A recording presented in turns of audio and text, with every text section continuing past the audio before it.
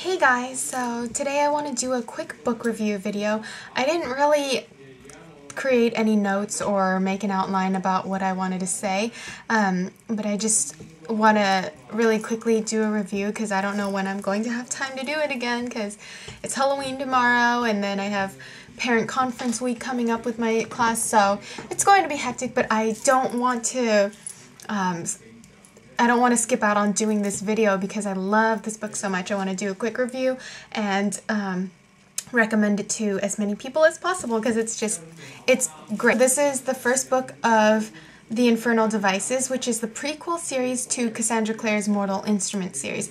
If any of you have seen my previous videos, you would know that I am crazy about the Mortal Instruments. I didn't think this could top the Mortal Instruments at all.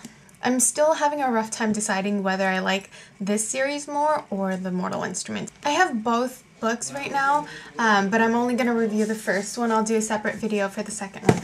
So the premise of the story is that it is set in Victorian England, and so it's in the 1800s. The main character is Tessa Gray. She is from New York. She lives in the US, and then she travels to England because she gets a letter from her brother Nathaniel, who asked her to come up to London to live with him because her only family, her aunt, that she was living with had passed away and she had no one, and she is 17, I think she's about 17, she's young, and so she needed some family to stay with, and her brother had a job out in London.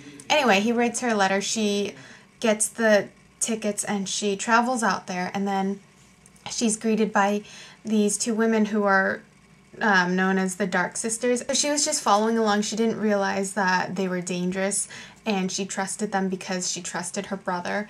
And so these sisters imprisoned her and tortured her and made her use this power that she never knew that she had. She is a shape changer, and she can change into anybody as long as she has something of their possession, whether they are alive or they're dead.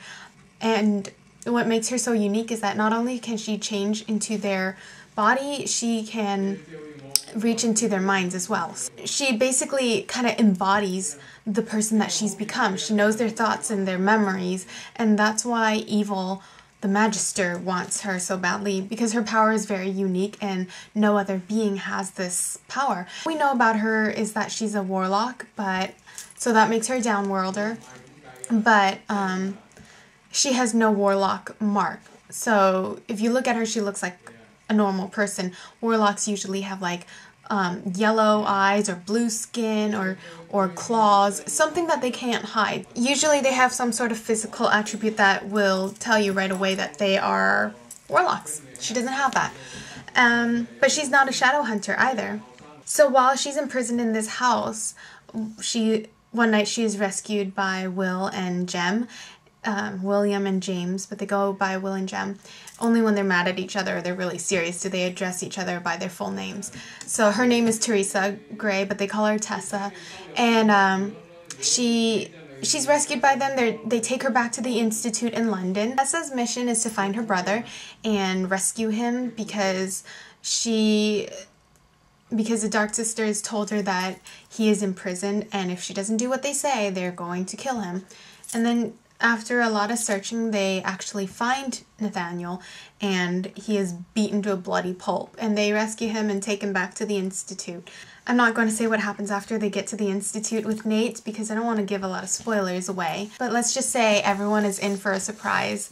There's a lot going on that they had no idea about. What I really appreciate about Cassandra Clare's writing style is that even though this is young adult, usually young adult books don't have a lot of depth to their characters, but her characters have a lot of depth. But the books are pretty long, so you're going on quite a journey with these characters, and you come to know them and care for them. Even characters like Will, who seems to be cold as ice and has no heart, he has a lot of depth. There is a reason why he is the way he is, and similar to Jace from the Mortal Instruments, there is a reason why he is this way. It's a defense mechanism. Will's reason for being cold is not the same reason as Jace's. You really don't know who you can trust. In the end, you can only trust yourself, really. And gosh, I sound like Mulder from X-Files. Trust no one. But it's very exciting because it is set in the 1800s, so the interaction between male and female back then is vastly different than how we treat each other in modern day. In present day, like where Mortal Instruments was set, they can greet each other by hugging one another, but 1800s, you don't greet someone by hugging them unless it's, I guess, their lover, or it's just a very serious moment. But they kind of show affection by hand holding, just touching their wrist and putting their hand on their shoulder. That's a big sign of affection. But I feel like I've blabbed enough about this book. If you have not read this book yet, I highly recommend it. Even if you were to go on Amazon, you would see the ratings. They're very, very good. And I've been told that people who have read both Mortal Instruments and The Infernal Devices, they prefer The Infernal Devices over Mortal Instruments. Like I said, check out the books, see for yourself. It is amazing.